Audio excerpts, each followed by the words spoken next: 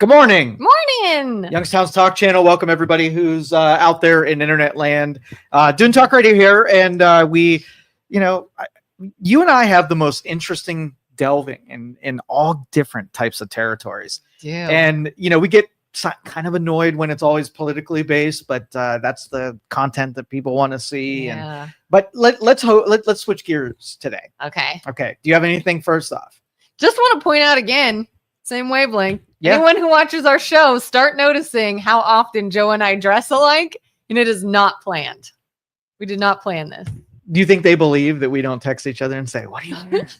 Wear the black shirt today. Yay. Wear the stripes today. Yesterday we both had stripes. Today we both have on black. Quite often I see we both have blue on the same days. Mm-hmm. Same wavelength. Synchronicity? Is that what that is? Synchronicity. Yeah, we'll go with that. Okay. Cool. All right, what's on your melon? That's all I got. Seriously? God. You come in. Listen, you do so little prep that you come in here and you have nothing for me. Listen, when I try to do prep, I end up with things like yesterday where I'm talking to birds and I look like a loon. Did you do it on purpose? Bird? No, that was a happy accident. Happy accident. I was thinking of something this morning, though, actually. Yeah. But it was kind of a grouchy topic, and I didn't know if you want to get No, I'm in a good mood, so I can withstand grouchy today. All right. It was this topic of I'm so sick of this whole, I don't even know what you want to call it. Victim mindset, maybe. Grown-ups can be so childish. And you see that in politics. You see that in local communities. You see it on Facebook on the regular. And it's just like when a grown human being is presented with something they don't like, how childish they can get with it. And I keep seeing that all the time. Was my theme this morning of like, oh my God, grow up. Like, not everyone's against you. There are reasons for rules, like, rule, I don't like this rule, so it shouldn't have to apply to me, so I'm going to break it. And when I break it and face a consequence, I'm now a victim because you had the nerve to give me a consequence of the rule I knew about that I broke anyways.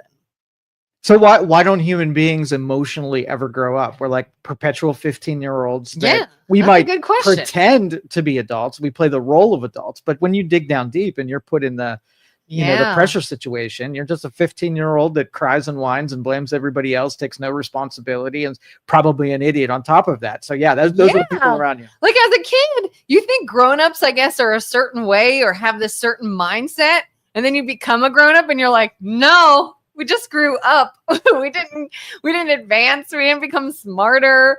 We can do more things now, but like, God, you look at reality TV and you're just like, wow, we just got older. Not smarter, not more mature. We don't understand things better than a child does.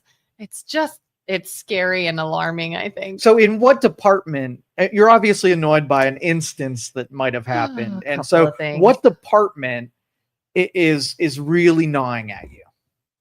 Because we'll talk about. You want my examples? No, you can protect the innocent. Okay. But what if I had my scepter and I wanted to go solve this for you by taking a segment of the population and making them, I'll make them behave differently. Who am I even picking? God, how do I say it vaguely and I don't actually talk about the instances? Well, I mean, not to bring it back to politics, but let's look there. Mm-hmm. I saw a post the other day, and it was talking about, we've discussed this before, the idea of should you be allowed to purchase junk food with food stamps. Yes. And I see a post that said, here's what's actually happening. First of all, why do you care what other people are eating? It shouldn't be your business if somebody wants a treat. And second of all, here's what you're actually doing. If you can't buy sugary treats with food stamps, you're taking away birthday cakes from kids that can't afford it. Every child should be allowed to have a birthday cake, and you're a monster that wants to take that away from them. And I just went, wow. That's exactly what we were talking about yesterday. This is the emotional sort of warfare that people in the government use to sway you to agree with them or side with them or vote the way they want you to vote for. It has nothing to do with, oh, I don't know, maybe sugar is dangerous. Maybe eating unhealthy is dangerous.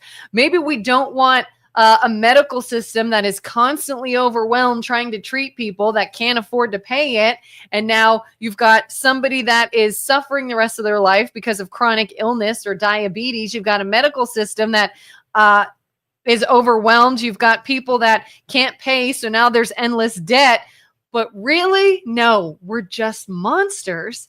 Want to take away a kid's birthday cake. All right, let's get in Joe's time machine. Okay. We're going to go back to the slippery slope guy, right? Yep. And so if you give people free stuff, right? That's the origin of this, where the bleeding heart libs wanted to make sure that everybody could at least not die from starvation. Cool. So everybody who pays taxes are like, let's put a little bit in and take care of these people. Slippery slope guy says, soon as you do this, there's going to be dire consequences, because when you give free food to stuff, then you almost want to have a say. So you invite all of your friends to Red Lobster for dinner and you say, I'm going to pay, right? Mm-hmm. So you think that everybody that you invited, because they're friendly with you, are going to just eat what they normally eat, right? And take it easy on you because you're the one paying and they're not. And when they start ordering, you're like, holy shit, every time we come here and you're paying, you get the cheap meal, the value 9. But when Kelin's paying, it's the ultimate feast, baby. Yeah. And then you feel a little bit like, why did the decision, like when you're paying, you make different decisions. When somebody else is paying, you don't give two shits about what they have to pay. So the slippery slope guy says that if you do that long enough, right, you're going to forget why you even did it in the first place. If the mission statement says we don't want people to die, and then today we're having conversations about me paying for your freaking birthday cake, right? We've come a long way from death. We're talking about now you started ordering the ultimate feast, got indigestion, right? And you're complaining about how now you need to solve my freaking indigestion. So I get in my time machine, I roll back. Here's the deal. So your kid's birthday is coming up.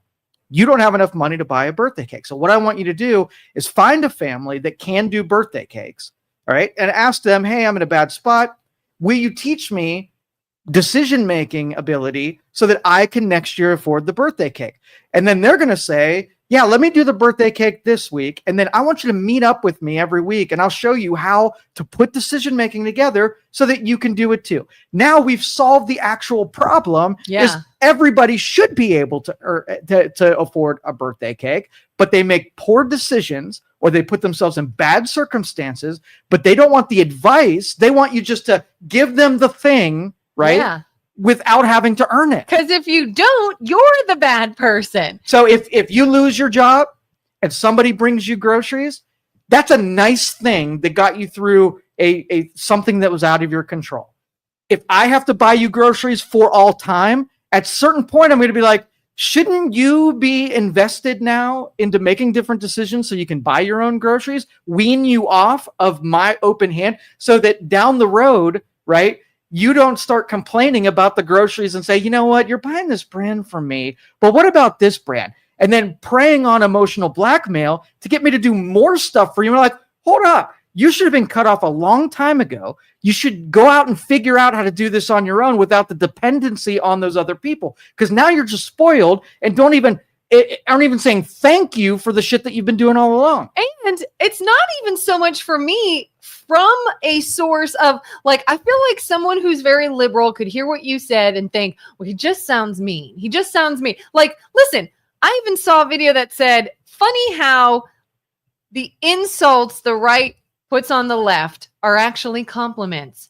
Oh, you're insulting me because I'm caring, because I'm giving, because I want to help other people. Those aren't insults, those are compliments. And I'm like, to the contrary, not at all what we're saying about you. And by we, I'm speaking for the right because I feel like I'm neither right nor left, but not at all what we're saying. What we're saying is we, or the right would say, we are also caring. We'd be more than willing to give where it is really needed, to help where people really need help. But we don't want you to continue to suffer, to continue to be in a rut that is making making it so you don't have the things you want or need, to continue to be unhealthy and feeling awful. We want to help you get better and be better and feel better and have the things you want to have. If I give it to you, oh, what a nice person. If I change your situation forever, then what am I? Am I still a jerk or am I a nice person? Because we didn't want to band-aid your problem. We wanted to help you fix the problem, but we're the a-holes who aren't caring? Well, the second part of that is they're not arguing that they need to be more charitable. What they want to do is they want to pick somebody and make you be more charitable. Yeah. So here's the deal. If you love taxes, pay more. If you think people need to be given sodas, go down to the supermarket, grab some sodas and deliver them to someone who you think needs them. But what they're doing is they're at my analogy with the Red Lobster table. You are the payer, so you want some say into what everybody can order at your table. You can set some guidelines, what you're willing to pay for. And then you see some abuses on there. There's somebody at that table, whether or not they could pay or can't pay, they've got an opinion about what you should do. And that's the difference. If you're the one doing the thing, you can be as charitable as you freaking want.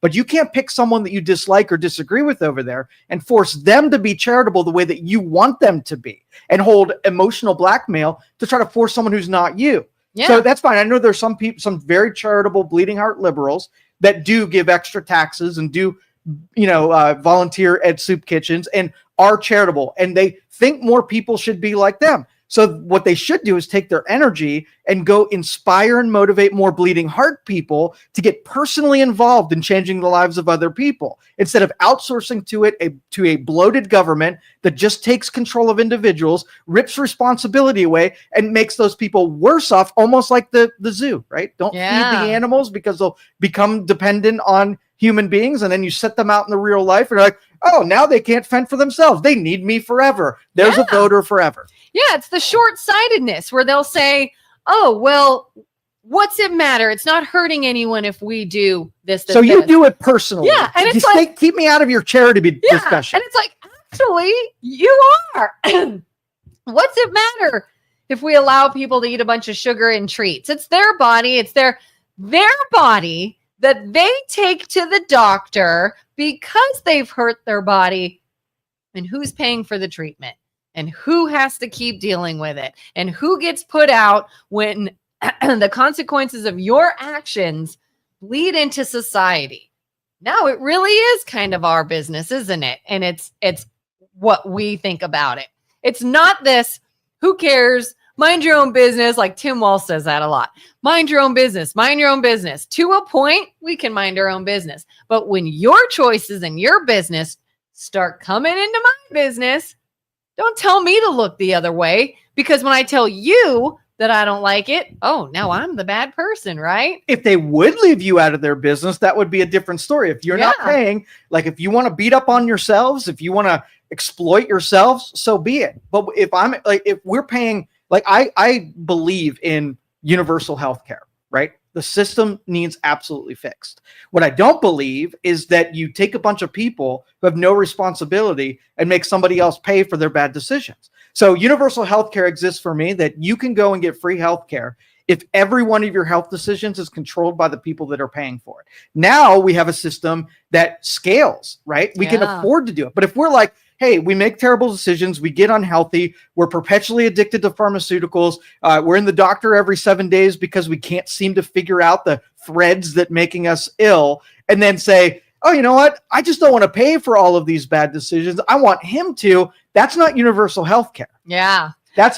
Go ahead. I feel like my kids are starting to see examples of this too. Like yesterday, we're at the ball fields, and I recently bought my daughter a pair of sunglasses, and they were inexpensive, and she knows that. We bought them because we saw these real cheap glasses and they were cute, and we said, let's go ahead and get them. Well, they were flying off her head yesterday. She threw them accidentally, but like onto the ground, all this stuff. And I'm like, what are you doing? That's real nice how you treat your stuff. And she's like, what? They were whatever it was, $8 or $5. And I said, of whose money?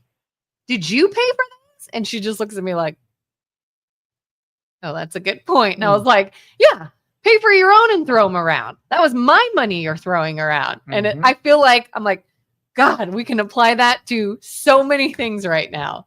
What's the big deal? What do you care? Why can't I just do what I want with my stuff? Oh, because your stuff was bought with my money. Because what you do, I pay the consequence for. But when you don't have to, now I'm the bad guy that I even question what you're doing. Yeah. The only way that charitable works work is when they have lots of strings. Because you almost don't want to go get the free stuff, because all the shit that you have to do to qualify for it and all the stuff you have to go through, and you have to self-wean yourself away from the stuff. That's not fun. Like a free gift where you don't even have to say thank you, or you don't even have to appreciate it, and you can even demand more as the Karen that you are, right? Yeah. That's a bad system that cannot last. Yeah. We're Karens. But do you, all right, so I don't know how we got on that name. You go back in time and you take government assistance programs. Do you think that government assistance programs were easy, or they were, the block of cheese days where if you didn't have enough money, they gave you enough so that you didn't die? Do we go back to that point and make the standard be just not death? Or with people on those assistance programs, do you make it luxurious so that they don't have any kind of shame when they go through the register? And so, like, you're not going to have the newest iPhone if you're on assistance. No, if you have the newest iPhone, you don't get assistance. Right. Because the means testing is that you're in such terrible conditions, right, that things are not going great for you. There's no way you could order and have a newest iPhone. Yeah. And I've even been in situations where, I've heard of kids that have struggled because they've never had a birthday cake. They've never had this or that. They don't, and you hear these situations of kids like in foster care, and all day long, take my money. Like, I absolutely will give you all the birthday cakes. But there's situations in which they can't control it, and they're trying. And they're trying to get out, and they're making But you steps. nailed it. It's a personal thing. Yeah. You used to go to your church, and the church would tie its help to making better decisions, right? Mm-hmm. The government can't pay attention to you and what you do. So they're a great sugar daddy to have, because they have no needs from you. Like, just vote for me, and then I will give you a long list of benefits that I'll dole out. And then, like I said, that when, if you asked a human being saying, if you were down on luck, where would you go? Right? They would say the government program. So it's not your neighbor or your friends. So the relationship that you have, everybody wants to pretend like nobody falls on hard times because they're ashamed of it. But that shame is what conditions your brain to make better decisions. That pain is supposed to be what's there to make you do different things. Yeah. We were talking about the Sody Pop girl the other day. I think her name was Tammy. What? You ever hear her? Sody Pop. The Sody Pop. Tammy. Sounds familiar. Okay. 1,000-pound girl meeting with a nutritionist. And this video went viral years ago. Is this Tammy from like 1,000-Pound Sisters show or something? Yes. Okay. And the nutritionist was like, so what do you consume on a daily basis? And she was like, Sody Pops, right? How many do you drink?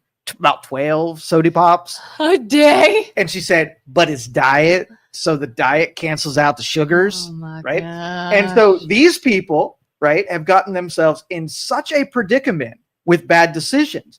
I want to take the nutritionist. I want the nutritionist to be able to handcuff Tammy, take her in a room, not let her suspend all decision making, because obviously not a good decision maker, and have her sit in a detox room for as long as it takes until her decision making can be reeled back in, so that a person that knows stuff is helping make those decisions. Yeah, because you even see on those shows like that one in My 600-Pound Life, you see this person that is so badly off. They need someone to continue that. If they're bedridden, they can't move, they can't feed themselves, they can't whatever. What do you always see? A family member or friend bringing the fast food to them, bringing their treats to them. And you almost want to be like, what are you doing? Stop giving it to them. You're killing them. That's kind of how I see like the 600-pound bedridden, unhealthy person, AKA liberals, being like, I'm hungry. Why would you not bring me this? What do you care what I'm eating? And in the meantime, we're all like, stop this. All right, so you have a couple levels here. Right? Okay. So my stipulation is you have the freedom to make any choices that you want, right? Yep. So that's number one. You want to do whatever you want. The second rule of that, to buy that freedom, is that you pay all of your own consequences. So if you want to do this, it can't affect anybody else. All of your freedoms and rights stop when it starts affecting you, your or people outside of you, your family, your neighbors, the people that are paying for it, right? Mm-hmm. So if the person on EBT buys everything that the government says are healthy choices for eating that make sure that you don't die, you want cupcakes, you have the absolute freedom to go get cupcakes if you want as part of your decision making. But it's your responsibility to do the unhealthy thing. Once you've been told that soda pops aren't what you should be drinking. In your house, do you drink a lot of water, or do you drink soda pops? We don't often have soda pops. No soda pops. Anymore. No 12 soda pops. No one soda pop. I maybe have soda pop once every couple of months, maybe. I usually just have a little bit, and that's it. I quit buying it so that I wouldn't drink it. Okay. So if there are families like mine and yours that primarily do 10 glasses of water per day and very rarely, exception like a couple times a year, of having any sugar drinks whatsoever. So if the model is that it can be done, right? Yeah. I don't feel like I go home and I didn't get my sugar fix today, that somehow that I am emotionally stunted and that that somehow somebody's being mean to me. You're a victim. I'm a victim. So I can go to Soda Pop Girl and she should be interested in saying, hey, you're not drinking Soda Pops. How do you do that? Right? And then I can teach the Soda Pop Girl how to not want Soda Pop. Yeah. But you started off with the victim mentality. Mm-hmm. Is the Soda Pop Girl a victim to an extreme addiction to the poison that is sugar? You could look at it that way. Yeah. Is she at fault? Is the food industry at fault? Is a lack of information at fault? Is it an oppressive government that's at fault? Who's at fault for that? I could see it be a little her responsibility, a little food industry responsibility. How's it the food industries? Tell me.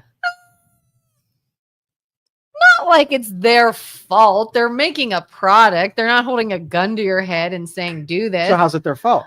You name them on the list. Maybe they're not. It's not their fault. Maybe they help. They're the drug pusher. All right. So I watched a television show about a husband beating his wife. Right. Mm-hmm. And so I start beating my wife. Is it the television show's fault, or did they help put that idea in my head that beating wife is a good strategy at home? I mean, I feel like it's the viewer's fault. Like you should know to separate the two. So the person watching the commercial about the hamburger on TV, is it their responsibility to either say, yes, I want that, or not? Yes. My only thing is, like, I'm picturing in my head sort of this scenario where if you're a child and your parents are also in this unhealthy mindset, and that's all they give you. Child doesn't necessarily seek out to feed themselves. They are given. If they're given the sugar, AKA now addicted to it, that's where I could see them being in any way, shape, or form a sort of victim to it to an extent. So I push back on the commercial thing, because if we're looking at an ideology of victimhood, there's a group of people that do not want you to come to the conclusion that you have free will and choice in this. Yeah. So we're not teaching people to say, all the information is out there. You can go on YouTube. You can look all of the health stuff. Nobody's going to come to the conclusion the things that are safe and the things that are not safe. If you do the unsafe things, you're going to get healthy. If you do the safe things, you have a much better chance of being healthy. If somebody in your life controls what your diet is, the minute that you can make your own choices, then you swap into the things that should. And having a saying, you can't control it because of TV. You can't control it because the grocery store doesn't carry it, or the convenience store that you have access to doesn't. As soon as you have free will, you fight to do things that are good for you, and you fight against the things. You don't sit there and say, well, somebody's going to come along and tell me that none of this is my fault, And therefore, I'm not going to make any changes because they're going to rescue me from the responsibilities.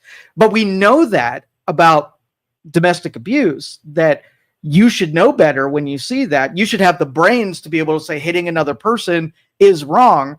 But the hamburger on TV somehow owns you, and you don't know that that's an unhealthy choice.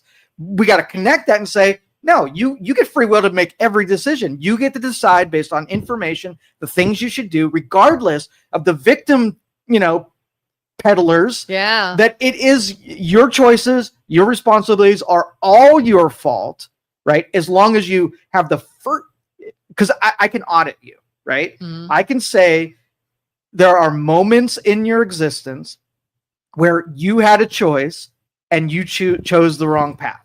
As soon as you do that, right, then you weren't really trying to make the good decision. Yeah, if you're watching TV at night and you see commercials for this juicy, hot, big, large burger and golden fries, or this warm, steamy pizza with gooey extra cheese, and you're like, oh my God, I am now hungry.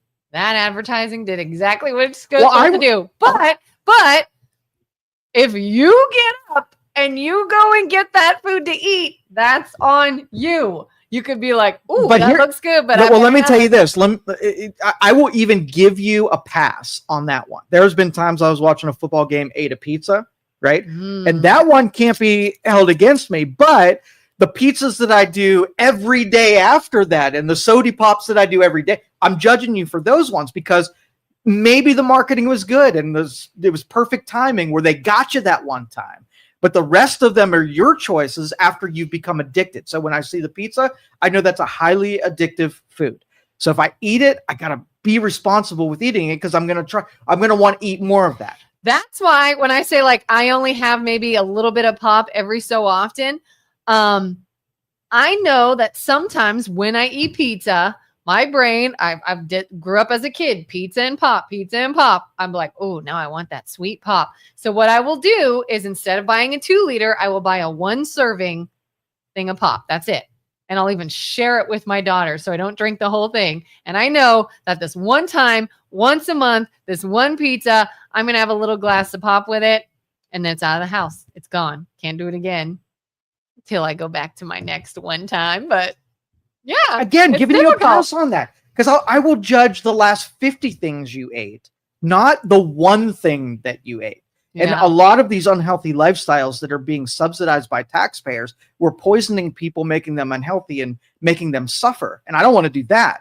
Yeah. I mean, you can even take the I'm paying for it part out of this and just we're making people's lives worse by allowing bad decision makers to pick out what food they eat. So if you're a good decision maker who pays all of your, the costs of your decisions, then you can do whatever you want. If you're a bad decision maker, you need the Nazi nutritionist to come through and tell you what you're going to eat and what not until you become a better decision maker. And even if you take away this whole you're a bad person for not letting me do this thing idea, their argument doesn't even make sense when you look at things like, we have unemployment in this country. You get laid off from a job, you can file with the government and get free money under unemployment. But what do you have to do to get it? You have to report that you applied to at least 3 places every week. You have to show that you are actively looking for a job in order to receive this benefit. So why is that okay? But then it's like, well, I get food stamps. I live off the government because I need help with food. Okay, that's fine. But you're not going to use it on this, because it's not good for you. Whoa, that's not fair. You can't tell me what I can and can't use it on. Well, when you wanted our money, we could. Now you want our money again, and you want us to feed you, but you don't want any say in that. Like, I want to be able to drive a car. Okay, well, you have to wear a seatbelt because it's for your safety. Fine. But again, okay, so here are ways that you can get food, just not this food. It's not good for you. Whoa, that's ridiculous. Like, why? Oh, that's right, because we can make an emotional appeal out of this one. I could tell you that even though it's for your safety and it's for your health and you're using someone else's money, so really they do have a say. It's, oh, you're taking away birthday cakes from poor, helpless children. That just emotional blackmail grinds my gears. Bill says, if I knew how ad lib bad, maybe how bad being a grown-up would be, I wouldn't have been in such a hurry to grow up. Yeah. Do you ever see things that kids do that you wish you still got to do, or you were like, oh, I wanted to grow up and now I don't have that anymore? Give me an example. I don't know. That's what I was wondering. No, because I dig in and do it anyway. Yeah. Like, I have no shame. Maybe I wish I would feel like it's baseball season and neither of my kids play baseball like on a team, but we'll go outside and play. And it's still fun and I'll still do it, but I feel differently. Like, I wish I maybe had the ability to run without being sore or something like that. Yeah. But that pursuit of kids wanting to grow up, it always fascinated me. How much you want time to go fast and you just to be an adult. And then when you're an adult, you want to be a kid again. And like there's some psychological information in that fascinates me. I will say though, I mean, I remember thinking like, you want the freedoms of being an adult. I don't regret that. You know, sometimes I feel like people be like, oh, I wish I didn't have to get up and go to work. Well, but you would be getting up and going to school. And I don't know if that's a better trade-off. You know, when I was in college, all my friends were like, oh, where are you going to go to grad school? And I'd say, I'm not. I don't want to. Oh, but what about this? And I said, well, I can continue going to school and spending money, or I could get out of here and go get a job and make money. Like, I don't want to go do something that I'm not getting, you know, paid for or money out of, or a benefit or things I need or paying bills. Like, this route is just me spending and me losing, whereas this route is me gaining. So why would I not do that? So I don't often think, oh, I wish I was a kid again, because I feel like I do have more freedoms and abilities and choices as an adult. Maybe it's just different. Maybe just different responsibilities. Most of these political topics, I usually volley at my kid before we talk about them, if anything's happening. And I get more insight from a 15-year-old, better insight from a 15-year-old than I do some adults, because they don't populate their beliefs on things that they heard from other people, or they don't have it bought into as an ideology. They just give me he just gives me his real justified opinion based on how he would feel, unless they're groomed by their parent. It's true, but that's independent thought is what we've taught from forever. And so when I raised the EBT, should people be able to, there were some elements that people were fighting for that he thought were just plain stupid. Like, adults behave that way. Are adults dumber than rocks? So he's getting insight that he understand. I mean, okay, so he probably has some conservative or libertarian bents just because he sees how we operate. He sees, the truth, and we don't talk shit about anybody. We don't make anybody feel bad. We help anybody, wherever. So he gets that deal where your system should be in place that don't enslave a whole group of people, right? So it'd be stupid to get everybody addicted to all of these chemicals, make them dependent, and make them into your own voters, right? He thinks that's a bad thing, and it's only through adult level, mass control of people that when you boil everything down, like, hey, you're getting those people addicted to the dependency on you, and then you're making them do things for you. And as kids, they don't want to have an authority being over them. They want to break away from authority. They don't like the rules because they don't think parents are doing as good a job as they could be done. So they have that insight, is to break and have more freedoms, not less freedoms. Does he ever find it funny that the side that is saying that is pro allow people to eat their toxins, allow people to use other people's money, allow people to do whatever they want, whether it's right or wrong, because then we can go ahead and kind of buy your loyalty. That group is calling the other side Nazis and the other side uncaring. He is very confused by this, very confused. And the people that say, we're caring and we care about people and we're giving and we're all for love and we speak out against hate, is the loudest when it comes to hate towards another. Well, everybody has Aunt Martha, right? Aunt Martha doesn't get to see you very often, and she comes and she buys your love by giving you toys and whatever. And every kid knows that Aunt Martha is not even that likable of a person. She just pinches your cheeks and sloppy kisses and gets lipstick all over you and all that stuff. So the kid already knows what type of behavior is over the top for an end, and it's not authentic, versus someone who might deprive you of cupcakes and tell you to go to bed on time and knows that there's some logical reasons and consequences for everything that they say. They orient that in their brain. They know who is believable and who they would trust in an important deal, and who, like, if I want a PS5, is that a thing? Is PS5 the newest one? I want a gaming console, right? Yeah. Am I going to go ask dad, who's going to tie it to all of these strings, and I'm an impulsive 15-year-old, I want the PS5. When I want something, am I going to go to Martha, who's absolutely going to be the PS5 if I just show her a little bit of attention, versus dad, who's going to make it all like academic and responsive driven and maybe have sense and make learning involved in it and whatever. They know this. They know when they're manipulating and when they're not, so they can see it in the real world, who's being manipulated and who's the manipulators. Man, I tell you, that's something I miss from being a kid, is the idea that all your relatives are like Aunt Martha. They're all just sweet and kind and giving and fun. And then you become an adult and you're like, oh, you see who they really are? That can be an eye-opener. Being an adult and seeing the true person of a relative. And it's not saying they're a terrible person. It's just the reality when you maybe had them on a pedestal. That can be eye-opening growing up. Yeah, but the mass delusions, and that we talk so much about that, where we try to win people over from the other side to just do critical thinking on their own and stop believing people just for stop believing all people just for a period of time. And when you're not listening to them and no one's told you how to feel, try to make like your first conclusion jump on your own, not predicated on things that you've been told, and figure out what that's like. And here's another one. This happens to me all the time. Like I'll always catch myself into hearing a commentator that I trust say something, and I just file it away, really having not given it much thought. But then I'll hear somebody else I trust say the exact opposite, same trust authority on both sides. And I'm thinking, holy shit, what did I do? Like I adopted in something that I should not have, because I didn't put it through any filters to see how I really felt about it. I get caught in that pretty regularly. Well, another frustrating thing to me is that I'll see people saying that.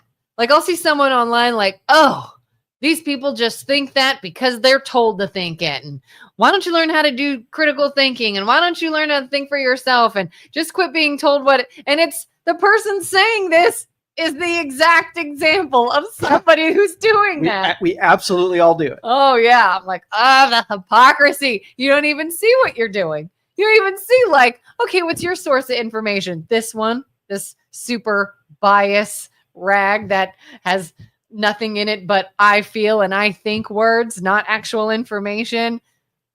But that's your critical thinking, right? That's you looking into something. Let me point this out, because this is what's going to doom us, right? Yeah. So on one level, right, you're coming to wrong conclusions because you're being fed terrible information. Right? That's number one. Okay, I can see that. There's a lot of misinformation, a lot of people who believe stuff that really isn't true from an objective standard.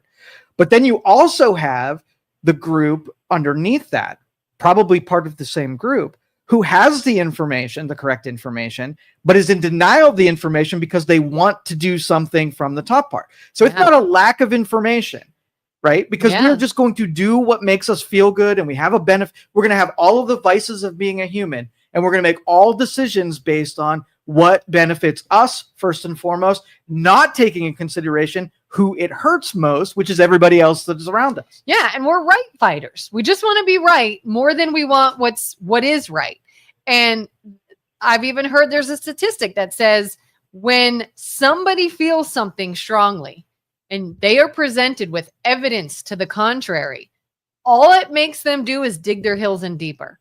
Well, now I have to fight back. Well, you're not credible, or that's not right, or that must be biased, or there's no way that's right, and I'm still right, because they just want to be right and they can't let you win. And it's like, no. I've believed this for so long that this has to be true. And it's like, I'm sorry you've believed that for so long, but it's not true. This is the facts. And they will disregard it. They can't accept it. All right, so to finish off the EBT topic and the food benefits deal, do you think there should be anyone that is just not a good enough person to receive charity benefits from the taxpayer. Like a person, let's just say they don't appreciate it, and they've never said thanks for it. And if you interviewed them, they would feel entitled to that benefit. Should they not get anything whatsoever? It's part of the requirements that you appreciate that somebody's doing something for you.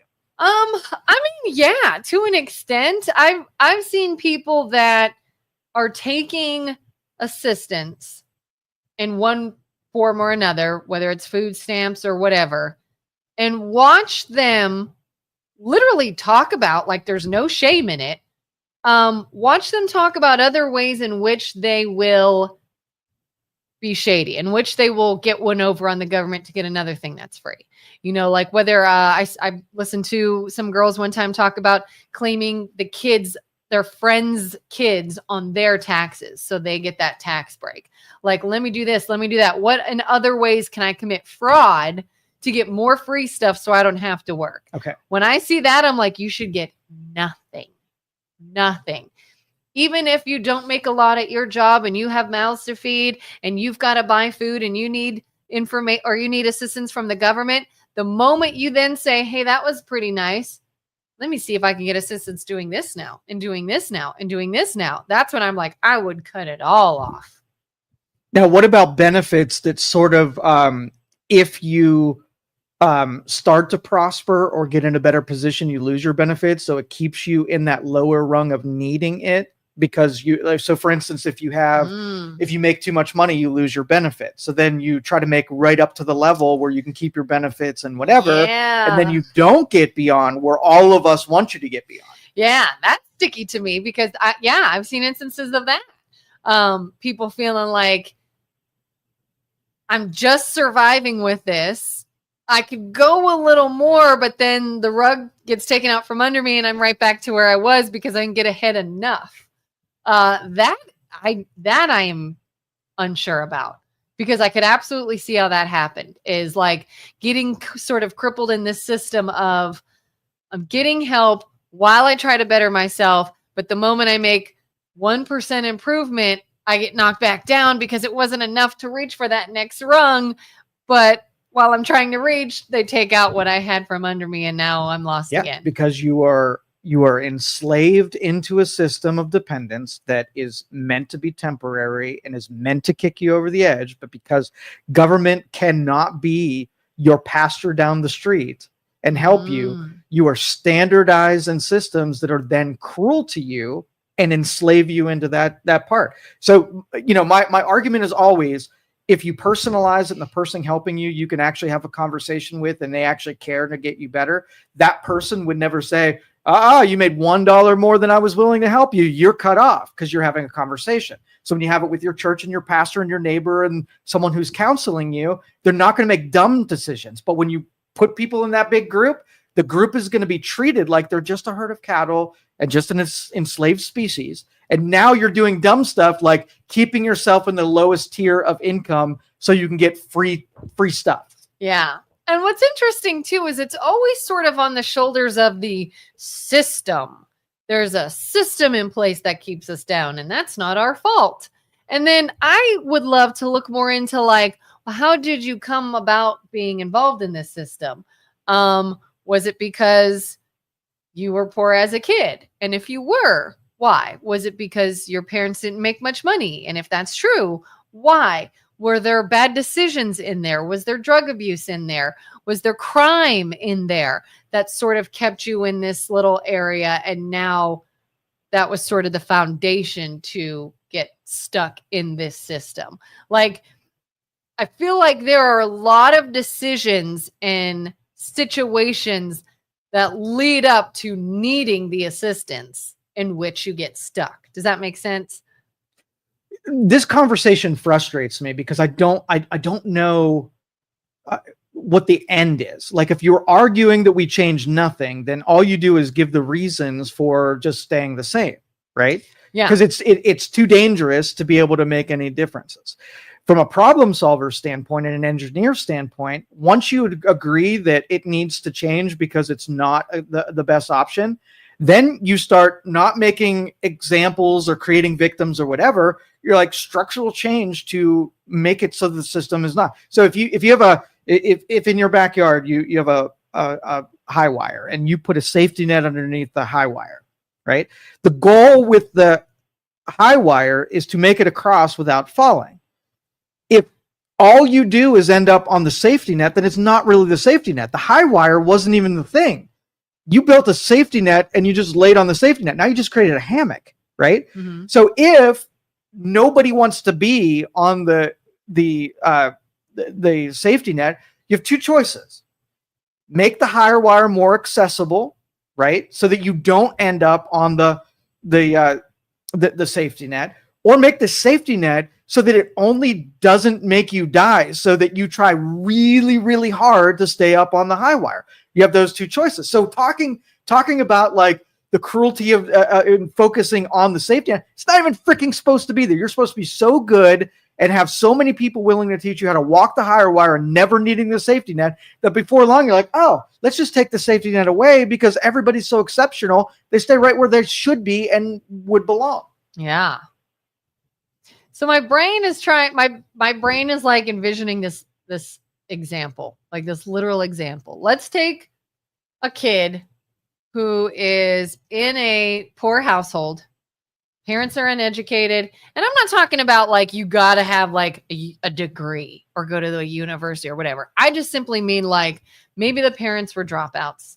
Maybe they got into drug abuse, whatever. They've made bad choices. Money's not coming in. They have a child. That child now doesn't really have a good teacher in the household.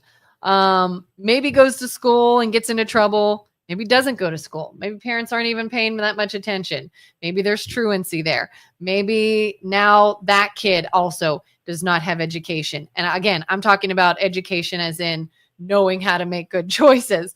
So now they don't have a background. So they try to get a job, but the job is now like, well, you don't have any education. You don't even know how to do anything. You don't know this, that. I'm not hiring you.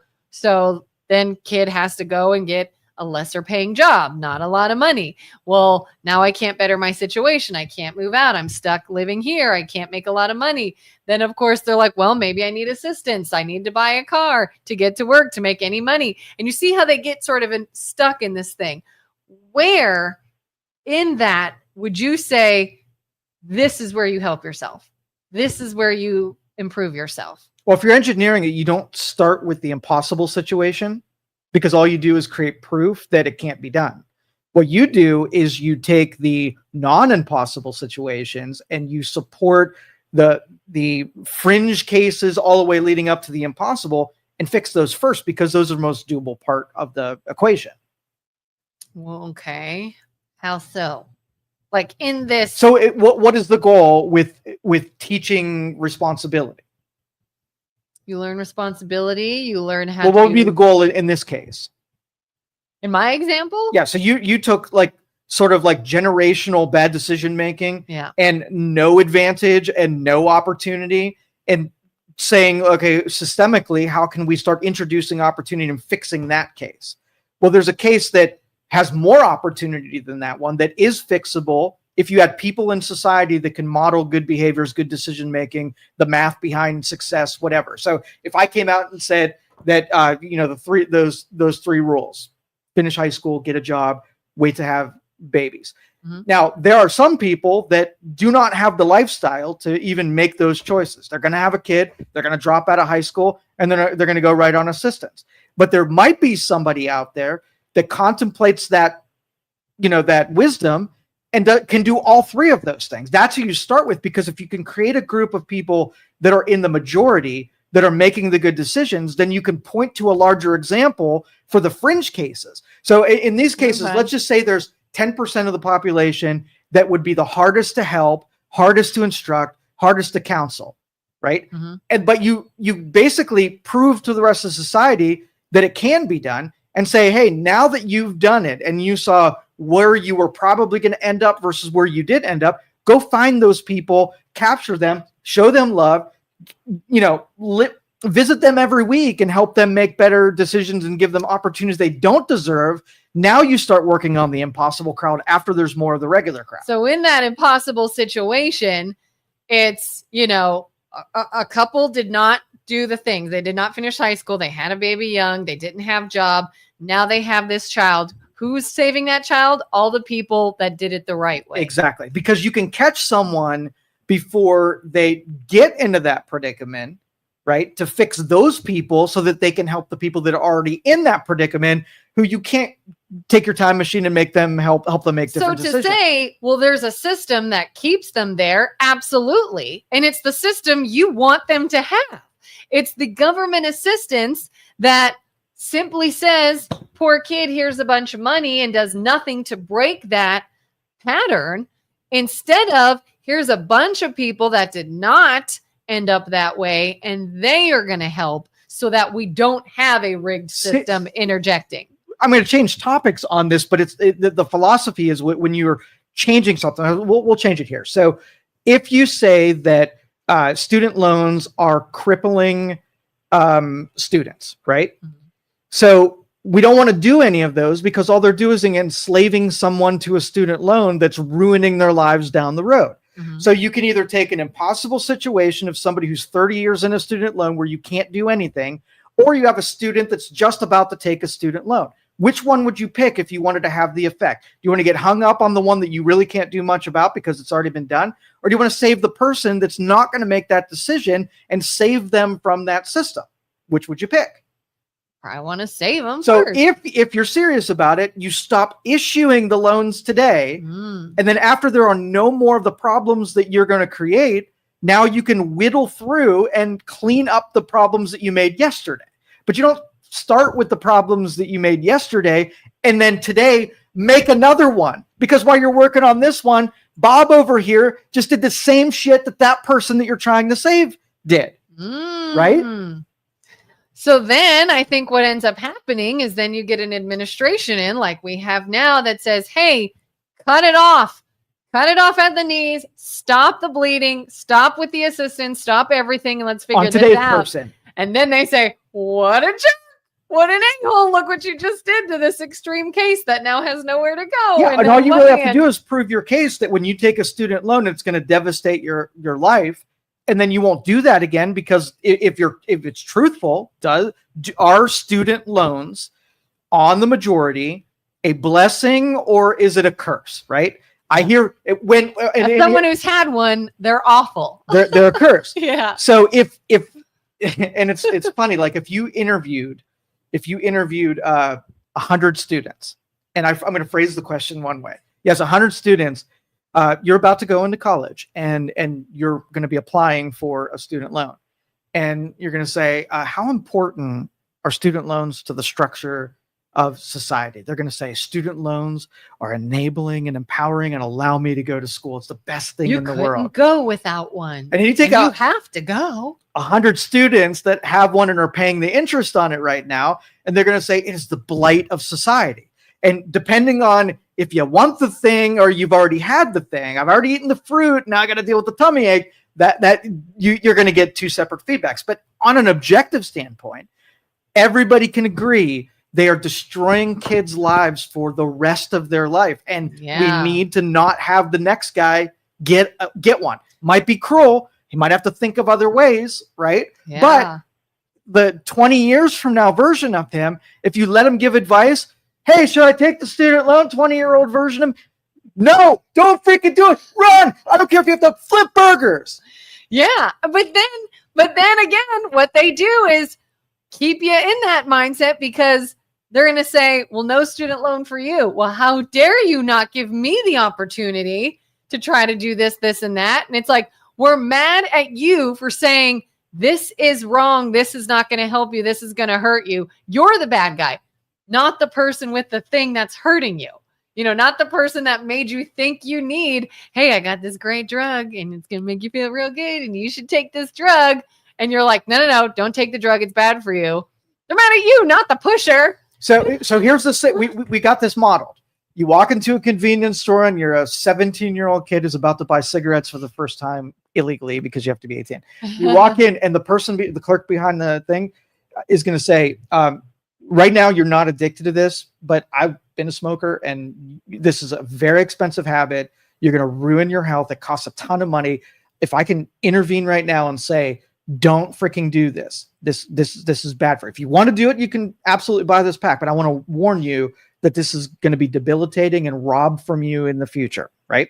Mm-hmm. And then you go to take a student loan. Listen, I've taken student loans and you really shouldn't take this student loan. You should think of 1,000 other ways to take this student loan. Don't do this. It's crippling. This is going to live on your balance sheet until you're 50 years old. Think of 1,000 other ways, but don't freaking do this. We have a model.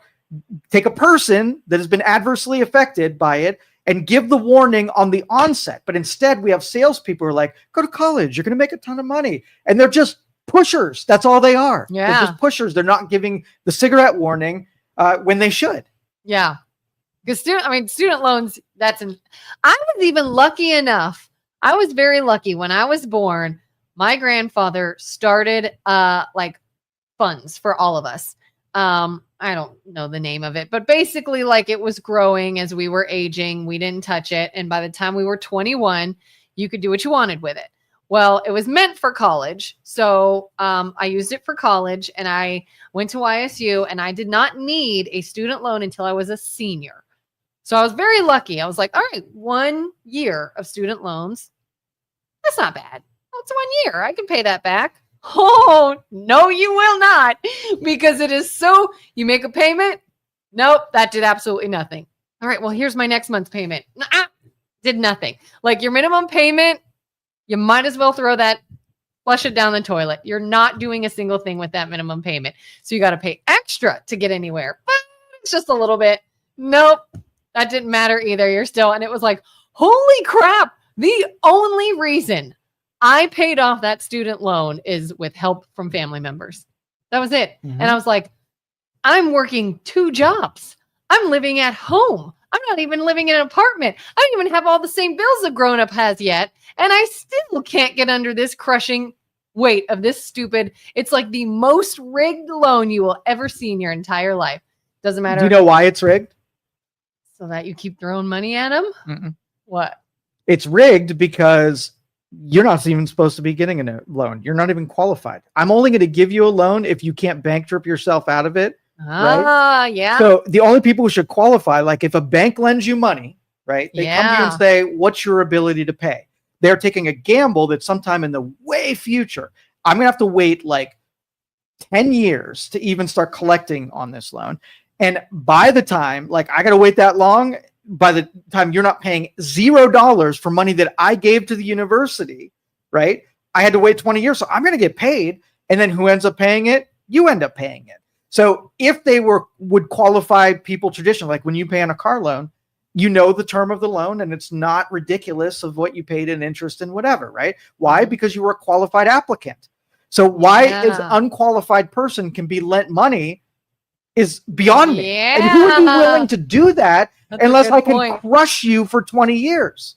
Nobody would. Here's a loan to a 20-year-old that still lives at home. Yeah, but we basically gave you a payday lender, allowed them to loan you money, and then knowing that you'd cry sometime in the future, but you'd be crying at someone different than the person who lent you the money in the first place. I don't care. You get the money. The university gets a slide right into the front doors, right? So everybody wins except the student. But I think the option of now making the taxpayer, right, who was not invited in the discussion, was not there to collect anything that the university collected or the bank collected. We were not involved in any of the we were not given the chance to say no when you and they were making all those bad decisions on our behalf. Yeah. But I'm going to come along and waste my money to rescue from. I'd be like, hey, Joe, I can't pay this. I'm going to need you. So here's the way it would work in the business world, right? You're a student, you come to me, right? And you're like, hey, I want to go to school and I want to be lent money. Right. And I'm like, oh, cool. Let's talk about, I'm going to give you $100,000 for your career. What's in it for me? Okay. Now we got to negotiate. So here's what I'm going to do. I'm not even going to care about that money for 10 years. But here's what we're going to do. When you get a job, like what are you studying? And do I think it has marketability? You know, I'm going to disagree with some of your choices on what you're going to pick, because if I'm in this with you, you're going to pick something that has a high dollar amount because I'd like to get my money back and then some. And now what I'm going to do is I'm not going to have you pay me back for 10 years, but when you get that really good job, I'm right there with you. We're partners. Now you're going to make 50% of what you put in there, and then you're going to use 50% to pay me back because I'm your partner. Like, we're in this together.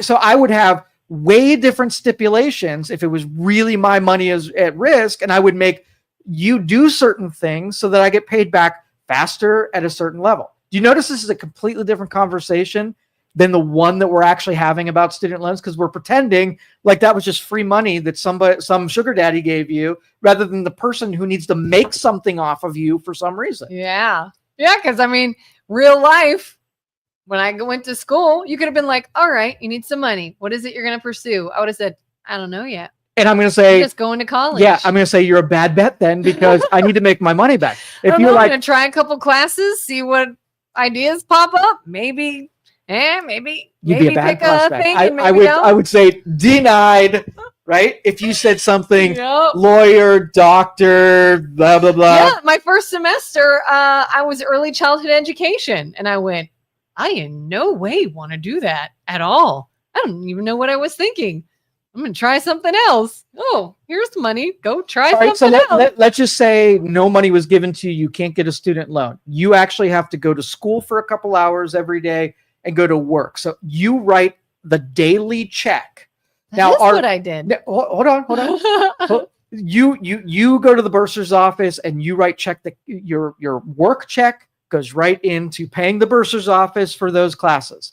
Now, are you looking at every class? Would you take a class like lesbian dance theory when you have to pay $300 for that class?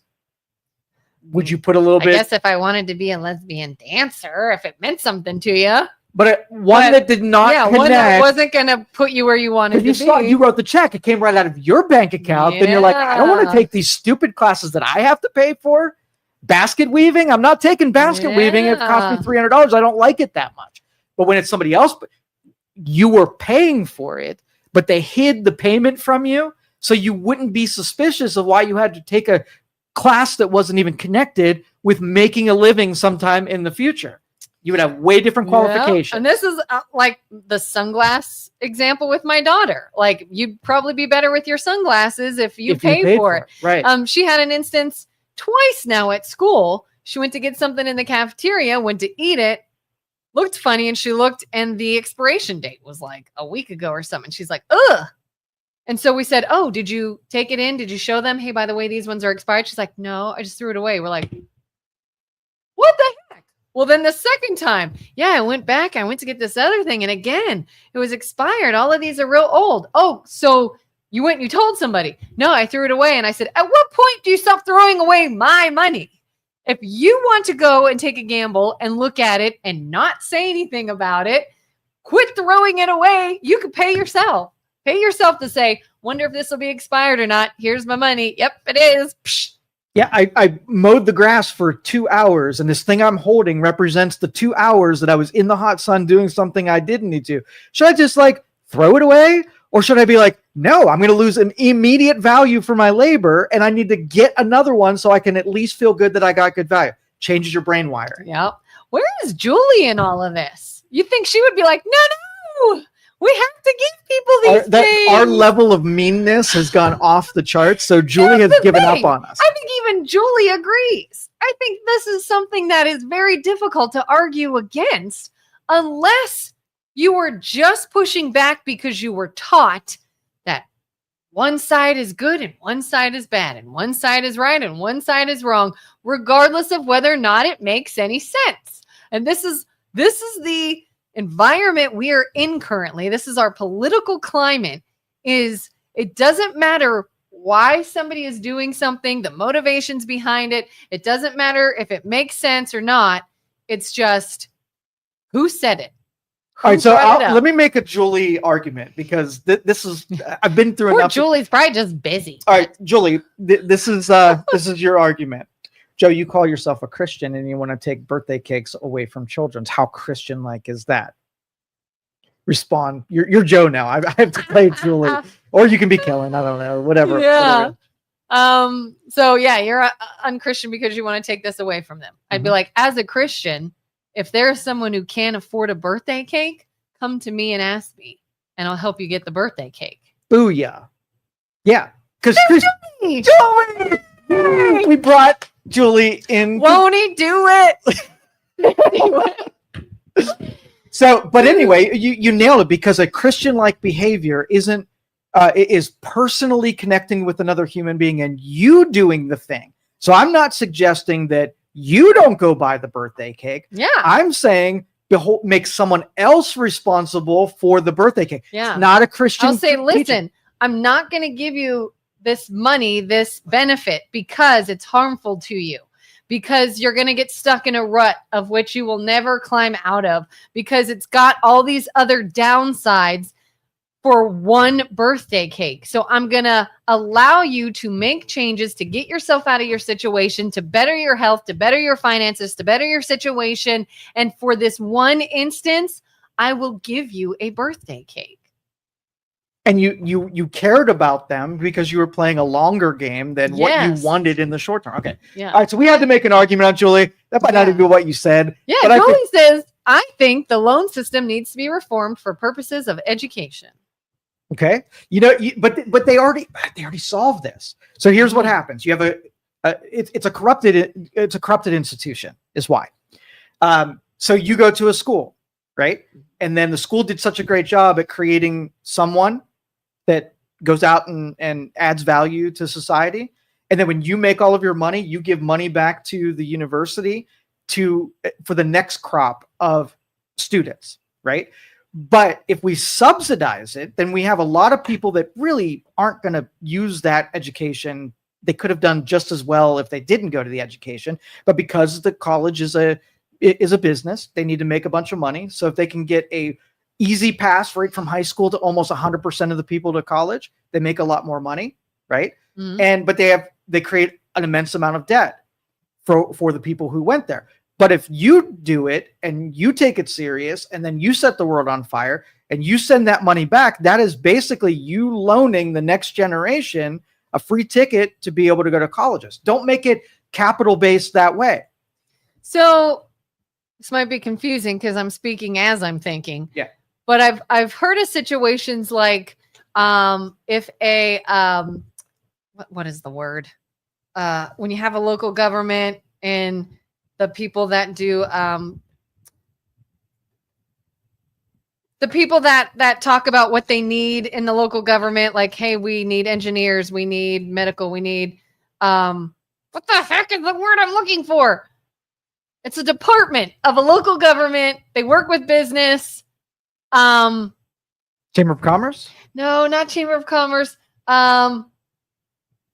They meet with companies that say, hey, I want to bring my business to your area. Is there a market for it? Is this a game show password? Because I'm I failing. feel like I'm having a stroke. Why can't I know the freaking word. Somebody help me out here. Department, local government. They work with businesses coming to the area. They development, economic development. Okay. Good Lord. Okay. An economic development department in the area is like, hey, we don't have workers in our area to staff businesses like, I don't know, car building or whatever. They go to the local schools, universities and say, this is an area we are really lacking. We really need help so that this big business can come to our area. We need trained professionals and people who are skilled in that. So money goes to educational programs in the schools that teach people those labor skills. They then go work.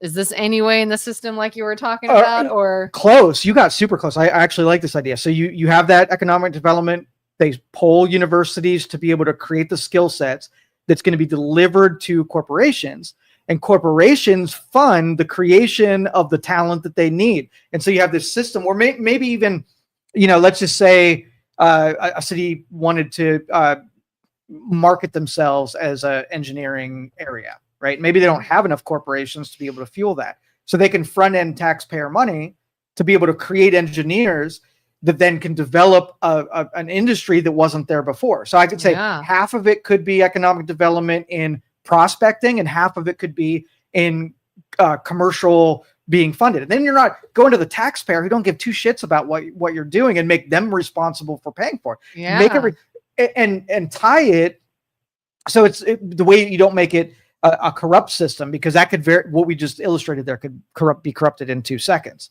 But make it so that if I'm a company and they're like, hey, we're going to train some IT professionals out of this university, give me a say in what I'm looking for. So you're not just going to take some of my money and spread it out over your friends. Yeah. You have the intention of delivering that skill set back to me. So I give you money. It creates the deal. The college is my partner now. The city is my partner now. And you reward me for creating a whole generation in the skill set. Yeah. Like you can't just float money to this educational system and not then get the workers right out. You give everybody gets it's good like, value. Hey, we funded the mechanics program. You now made 50 something qualified skilled mechanics that are now working in this industry that we brought to our area to better our area. Here's your check. Yeah, all you owe me is give me some qualified candidates that I got to write the curriculum of what they need to be taught so they could be useful in my business. I use them to be able to make money. I take a portion of that money in recruiting and send it back out to the school. The school gets to generate another person in that skill set. It's a well-oiled machine as long as it doesn't corrupt. Yeah. Julie types some stuff out. Back in the day, my dad went to the service for GI Bill, worked 2 jobs and raised 2 kids and still needed financial help, and got it for reasonable rates and paid it off quickly. Couldn't happen today. That's right, because we have inflated the cost of education. The universities did this to themselves, so they cannot cry when they took education and built monuments among themselves, made it not about the education, but the free flow of kids that come through that door that have these bulletproof financial packages that let them spend just enormous amount of money on things that do not place people in the job market. They F themselves, and they're going to have a reckoning there. Yeah. I've always wondered, like, how the heck did people back in the day do it? Like, go to school, have a house, have a family. My dad went to law school with a wife and 3 kids. I think he was working for the road department or something at the time. Like, how is it that we have come so far from the days of like one income, a wife and children stayed home in a house and they survived? Now it's like, oh my God, everybody better work. You better downsize. College is a scam. So I saw this graphic and they basically had the number of students, administrators, professors, and whatever. And they had a growth curve to see how colleges have grown. And it was a little eye-opening because we'll just pick 1950 to today. What do you think the growth in students that go to college has happened in that time frame? From the 1950s? From the 1950s, percentage-wise. Oh, God, I don't even know. The growth from then to now, how many go to college? Yep. I'd say more than half. Okay, it doubled. Okay, so it was a 95% growth of students that go to college. So the student body has grown to double what they were in the 1950s. Administrators and bureaucracy. Do you think it was proportional? So let's just say you had 1,000 students, and then you had so many professors and so many administrators. What do you think the growth percentage in administrators are that don't teach people things? They manage and they have. They manage the business. Business of the college. What do you think that growth was? Probably a lot. 700%. So it's 7 times as administrators. Holy crap. So do you think administrators have a high cost to them? Do you think marble floors and big stadiums and named offices. buildings do you think that all costs things? Walk through a university and see if you think they're spending a lot of money on image versus what you get when you're with a book in a classroom in front of a professor. I doubt that the education is better now. I bet you that most of your classes are fluff classes, right? So you want to be an engineer. Well, half the students are like you, have no idea what they want to do. So they have to fluff you with a bunch of classes that don't help you go get a job. Yeah, you take your electives. Yes. Yeah, elective fluff. So they added so much cost right? In so many different departments that do not come down to making your investor good value for having put money into you. They balloon the cost of it so much, like it's a racket. It's an actual absolute scam. And I always say too, like, not that I regret going to college. I feel like there were some experiences I had there that were valuable, but I will say I got a bachelor's degree, and to this day, I have never needed it. I just haven't. Like, other than maybe being in a job interview, saying, by the way, I have this degree, and someone saying, oh, that's good. You know, maybe if it comes down to you and another person and you guys are exactly the same. So tell me this. Let's just say today you go to a car dealership and you buy a $30,000 car and you park it in your driveway. All right. You look for a little while and you're like, man, that car, I haven't needed that thing. What's your relationship with the thing that you bought that you really haven't used? And you had a bicycle and you had another car. You never even used that thing. What would occur to you in the reasonable brain of Kelin? Okay, don't need that. Okay, you would sell it, right? So if you could take your bachelor's degree and sell it back to the university because you really didn't need it, that I would feel like you'd have a bad relationship if the car dealership or nobody would buy that car that you haven't used. You'd look at it and say, man, that was a freaking bad decision. I mean, and part of me is like, well, did I learn skills getting that thing that helped me in the future? And I think, well, okay, my degree is communication. Oh, this is rational. You were at the car dealership and you met somebody that you took a yoga class with later. So if you wouldn't been buy that car, you would have never been in that yoga class. So now you're making a different time. I'm going to go buy another car because there's no way that I have other skill sets and opportunities. That is a failed logic. I know. Failed logic. I've always justified it by saying communications degree, did a lot of public speaking courses. Oh, so did that make me a better public speaker? Did that give me experience? Mm-hmm. And then it's called coping. Yeah. Feel better about that car just sitting in your driveway. And then I think myself, I said, okay, when I graduated, what did I want to do?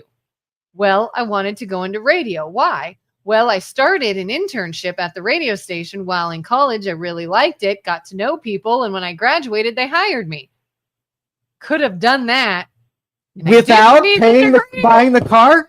For sure. The absolute truth is you wouldn't make that decision again, knowing what you know now, and you would have figured out ways to get that same thing, the value out of that thing, without having to buy the car, because that was a very expensive anchor into those opportunities. My bosses at the radio station didn't even have a degree.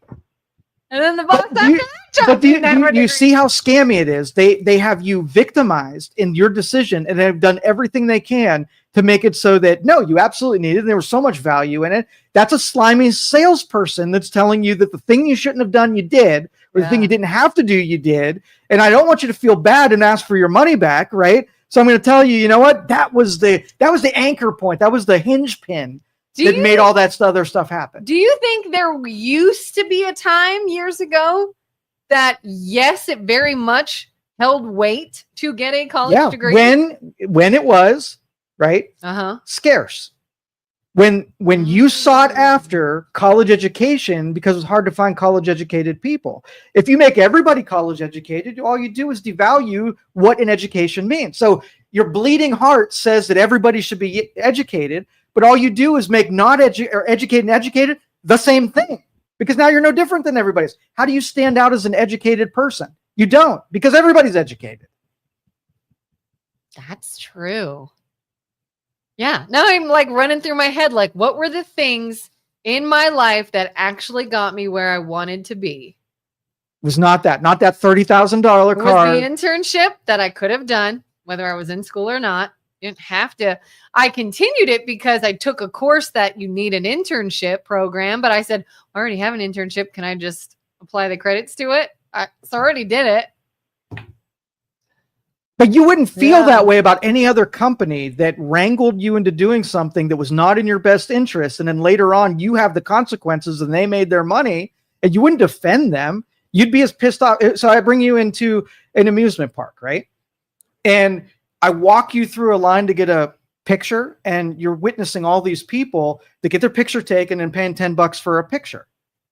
Go through that, and you're like, picture for $10? I could print a picture for like a penny. Why did that thing cost $10? And now they wrangled you into, like, do you feel bad when they try to push you into a purchase that you would never, if they were off on the corner taking pictures and you could avoid them easily, you would walk right by them. You would never make that decision. So why did you buy the picture when they walked you straight through there? Yeah. You feel dirty because they tricked you into buying an overpriced picture because everybody else was doing it. Back in my day, you go to college if you want to make something of yourself. They tell you that. That's good marketing. Get educated. If I could somehow lay it on and say, you know what, all the best people here, all the most prosperous people at my amusement park, they'll buy the pictures. You know what my big gift was when I graduated college? Like, you're going to need this going out into the world. Was an expensive suit for job interviewing. Mm-hmm. Think that suit in any way, shape, or form mattered? Felt like it. At the moment, it felt like it. Like I might need this. Well, guess what? I already had a path set to do what I wanted to do. Didn't involve a suit. In fact, I took that suit and I used it. I was doing like local, use the term modeling loosely. Like, I knew a photographer that was taking pictures for businesses and people like that. And they needed a business looking person. Hey, I got a suit. I can be in the set and I can make money from it. Well, that was good. But yeah, it's this mindset of this is what we used to do in the day and what you needed. And so we just keep doing it, even if the times have changed and it's not the same need. Joseph says, I retired from Eastman Kodak. I could not have been hired without a degree. Yep. And that's where, when degrees were valuable, because they actually looked at what you took and it spoke about your credentials. The product of universities is mass output. It has nothing to do with the quality of education or the quality of critical thinking or any of that. So what am I buying? If I'm buying a college educated person, like, what's the advantage on my side? If you were to sell me on whether I want to pick somebody who doesn't understand math very well and got them talked into a terrible scam, do I really want that person versus somebody who had to work their ass off and really qualify to get into that school?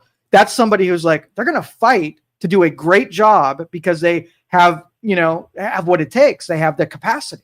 It used to be, and maybe it still is, I don't really know. Maybe somebody knows. Didn't you used to have a degree in anything to be like a substitute teacher? Yes. And it doesn't matter what it was in, right. Just a degree. A degree. Is that still a thing? I think so, yeah. How do you feel about that? Like, if you're like, hey, we need a sub for our English class today. In an education system that took themselves seriously, one day of not being able to educate with somebody who's specialized in that subject is a wasted taxpayer day. You add up the costs of that day, and all of those kids got shafted. I'm really super focused on the quality of product after you pay for something. We all know as consumers that if we spend $1, we want to feel like we got better value than $1. And on that day, when you bring in the fill-in person that has no specialty and basically just let everybody sleep through that day, that was shafting. That's why I always wondered why it didn't matter. If you're substituting in a science class and your degree's in like English or art, there's a practical reason, because you can't staff every specialty with a person in that department. Yeah. So you want to get the person that is just qualified enough to be a placeholder until the real teacher gets back. That's just, it's a cost thing. Did you, when you were a kid, did you guys ever like mess with the sub or? Listen, when the sub came in the door, I was kicked out in the hall before I did anything because my relationship with subs was not stellar. Why? I was a problem. I caused problems. Well, what we did, we had this one particular man and we loved when he was the sub. Like, number one, he was funny. He loved to joke around. He would do impressions. He was a crack up. He was a good time. But we all knew he loved to talk about like history or things going on in it, like government. He just he was kind of like you in a way where he wanted to just like talk about something deep and meaningful or something interesting or something about history. And the moment you asked him, somebody said, think of a question, any question, doesn't matter what it is. We all knew we could get that man on a tangent until the bell rang.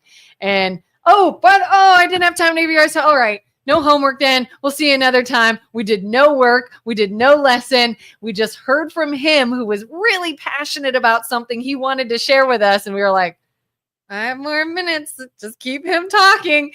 And I feel bad saying that. We were all scamming him because he truly was interesting. And it really was a more interesting class than whatever we would have done that day. But I think people took advantage. And no, people do that? they're like, we have a sub. We're going to watch a movie or get him talking, and then we won't have to do work. Mm. This was fun. I want to know why you got put in the hallway. What would you do to the sub? I was a little bit of a class clown. I really would. I took more liberties when subs were around to be disruptive. And if I'm going to be 100% chance that I'm going to be disruptive, they just cut me out of the equation right off the get-go. Why are you disruptive in class? I just was. I like to make people laugh. I love to tell jokes. And you wanted the attention? I did. Did you get the attention? Did people thought you were funny? Yes. Yeah. And that was more valuable. You're like, I will get in trouble. Listen, school did nothing for me. Nothing for me. Maybe because you were disruptive in class. No, it was not. Did they ever say, Joe Danyi, if you just applied yourself and paid attention, you could really go far? That was every Tuesday. Yeah, that was every You just described Trump's cabinet. Sorry, had to relate. What cabinet? How did you just describe Trump's cabinet? Connect it for us. So he did have placeholders. No specialty. I get what she was saying. So we'll talk about that. Okay. So like people thinking that his cabinet members are not qualified to do what they do. They're substitutes. Is that it? Like RFK is not a doctor. Why is he telling us about medical stuff? That disconnection, I usually disagree with. I mean, there's an element. If you, the executive branch, the executives, the institution, do you want your specialized people to be in the executive position or the practice, right? Yeah. So I need people who are in the executive branch managing hordes of people and being able to coordinate and organize their efforts. So know the policy, break down the policy, push policy out to the people who are actually going to do this stuff. We kind of see that in hospitals, right? Yeah. You know, so maybe you're a doctor and after you retire, you become an administrator. So you have the specialty and the administration versus a CEO that's just good at running people. Like if you were to take someone like Elon Musk, who's really good at managing large amounts of people. Let's just say we put him in an industry of fishery, right? We know he has no expertise in a fishery. Do I think that there are going to be certain things as the executive of that deal, making money, revenue, advertising, marketing, people, policies, and whatever? Do you think he would do a good job in a fishery that he would at Tesla? I do believe. I think his experience at running large organizations would translate to running a large organization. Do I think that he's going to go out into the fishery and have some objections to how they're raising the fish? Probably not. I don't necessarily think that'd be the best use of his skill set. Yeah, like when people get on this idea of like, and we could use RFK Jr. He's not a doctor. Why should we listen to him? Okay, fine. He's not a doctor. He's not an MD. But let's see. Has he read all the studies? Has he read multiple studies? Has he delved into some of the topics? Yes. Has he worked as an attorney where he had to build a case against something and he had to look into it and he had to find evidence and he had to learn how something works? Yes, multiple times. Is he surrounded by the people that are providing that information, that are conducting the studies, that are saying, hey, I think this or I think this, and providing evidence for that? Yes. But because he didn't take an exam at a university that gave him a degree that says you're a doctor, he's unqualified? Do we want that? Like, right. So you can have the person that said, well, I went to med school, I got my degree, I'm a doctor. All right, okay, well, why don't you go do this job? We'll play a would you rather, right? Would you take a person that knows cancer research and put them at the head of the NIH, right? That knows how to interact with patients and be able to, take tests and be able to translate them down to what they should do, but doesn't have the skill set to manage large organizations and roll out policy and whatnot? Is the specialization enough to overcome the fact that you are an executive over an entire department of people? I think it's misunderstanding that isn't a specialization group. So in a perfect world, they have both leadership and specialization. But if I have to pick one of them, I'm going to have a higher emphasis put on their management skills and an adequate level on what you said, which is if I don't have the exact specialization, I have someone in my cabinet, a lieutenant that does know that. And when I need to know that, I go fetch the information from the specialized person. And now I know it too. Yeah. Carter said, most talented cabinet in history. Fauci is a doctor and his advice required a presidential pardon. Good point. Yep. Julie says, I have to agree with RFK in taking on fluoride. The study was done by JAMA in 2019 and nothing was done with it. Okay. So if you agree with RFK taking on this thing, looking into it, giving you information based off of what he knows about it. If somebody with a doctor behind their name said, no, don't look into it, you'll be fine. Do you trust him because there's a doctor in his title, or do you trust the person that you know is actively involved? I have to give Julie credit because that was a little crack in the dam as far as agreeing with someone who you find disagreeable for the most part. So I give you a lot of credit, Julie, for being able for you to say that. Now, I agree with Carter in this respect. I think that the institutions are all so corrupted, right, that if you put a specialization head, they would look to insulate their industry rather than mess with and push on the status quo of their industry. So if you're a drug rep salesman, and then when you're put at the department head, you want to insulate sales for all of the people that you know, all of your friends and relationships make all of their money off of the sale of pharmaceuticals. So could I trust you to make a decision that then hampers the industry, does the right thing, does the data-driven thing, but then hurts the industry in all of the people that you're friendly with? So I actually trust them a little bit more that they're not an institutional bureaucrat or a person that practices in that department. They can be an executive who can objectively dismantle things that need dismantled. Like if you put Randy Weingart, right? She's the head union the head union of the teachers union. Okay. I said that wrong, but the head of the teachers union. And you were like, oh, super specialized, knows education, was a practicing teacher. And you put Randy Weingarten in the position of Department of Education. Could Randy Weingarten ever make a decision that was good for education but bad for teachers? Never in a million years, because she is captured by the role she played prior to being in that position, that she will always come down 100% of the time on what benefits the benefits or the pensions or the rates of labor for the people that she used to represent. She could never make an objective call like that. Yeah, it's true. They almost got to be a little bit removed from it. For sure. Linda, wow, there are plenty of doctors that are not up to par. Many know medications, but can't think outside the box. I prefer to follow someone who is very interested in the subject and spends more time researching that subject. RFK has been doing this for years. Yep. That's what I said. I will take that guy over the dogma guy any day. Yeah. To me, the whole not a doctor, you don't know anything shows how little about him you know. You could get someone with the title that has done nothing, that knows nothing about someone without the title. Was there ever a time where what you knew about RFK is that he was a quack? Was there ever a time where when you heard that name, you were like, oh, this guy's off the reservation? Me personally? Mm-hmm.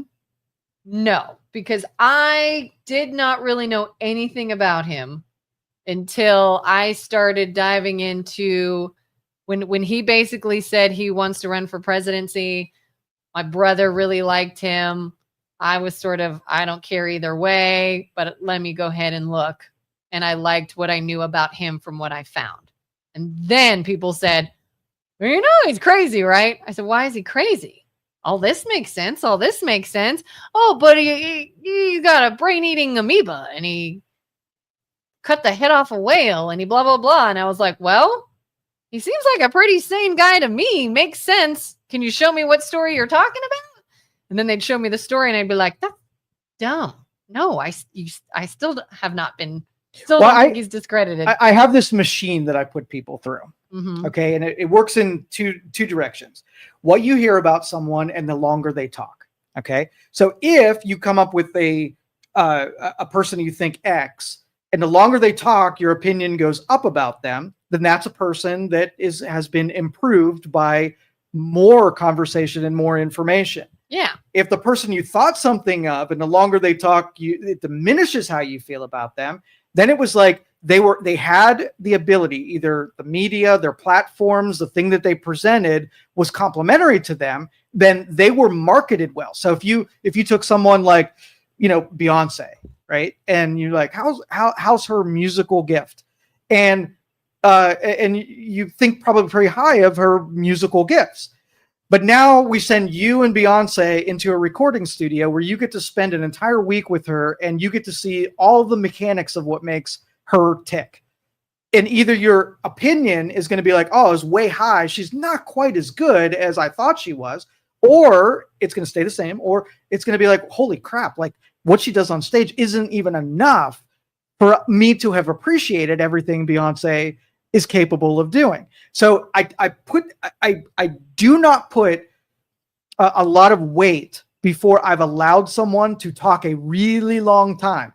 RFK was one of those people where I thought I was probably not going to think he knew a lot, it was connected to a lot, and researched a lot. But the longer he talked on those platforms, the more impressed I became with him. Yeah. Because my objections were always fulfilled. Because I would impugn anybody who just talks BS and wants to believe in conspiracy theories and was way off base. And then the people that he talked to, the people that gave him credibility, the people that he cited in research studies, the ability to try to prove himself wrong and stuff, it hit all of my marks in someone who wants to be wrong, but if it survives him being wrong, then buys into it. So he was not a conspiracy theory after that process. And the fact that he will so willingly discuss any objection you might have with him.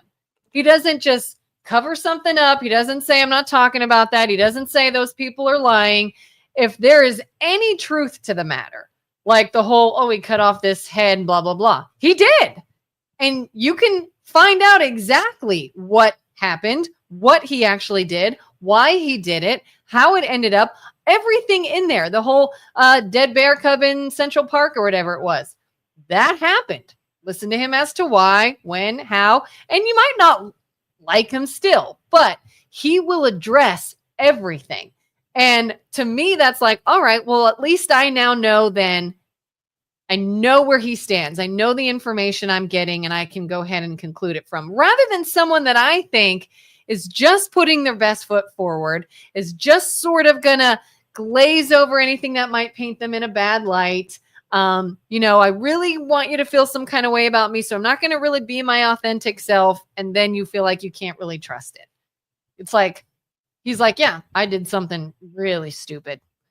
This was so dumb. Here's what I did. It was dumb. You could trust that. Yeah. Absolutely.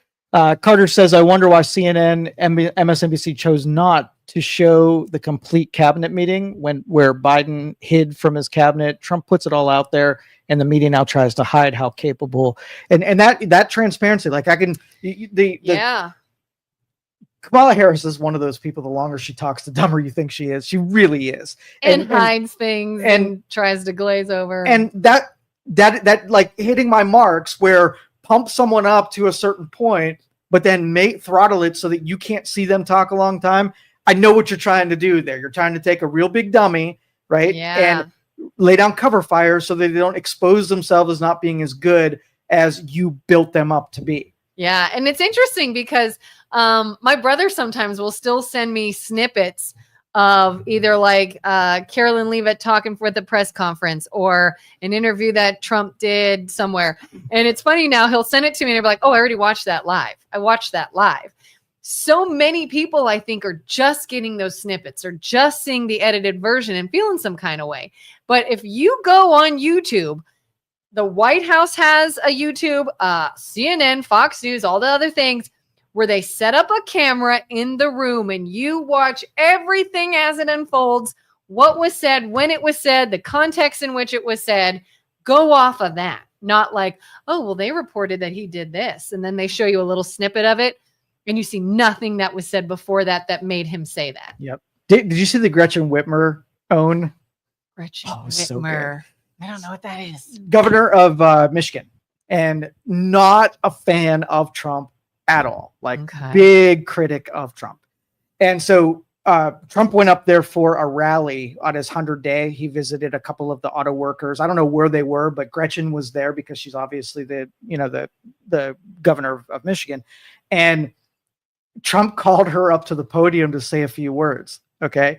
And she was so freaking uncomfortable because to be in the same room and to make it look like she was part of the 100-day celebration, like I'm sure she got so much criticism for even being there. She even came up to the podium and said, I was really not supposed to speak here. But since then, since the penalty's already been served and she got pulled up on stage with Trump and being associated that way, she was highly complimentary to what he did when he was at that rally and what he's planning on doing for Michigan.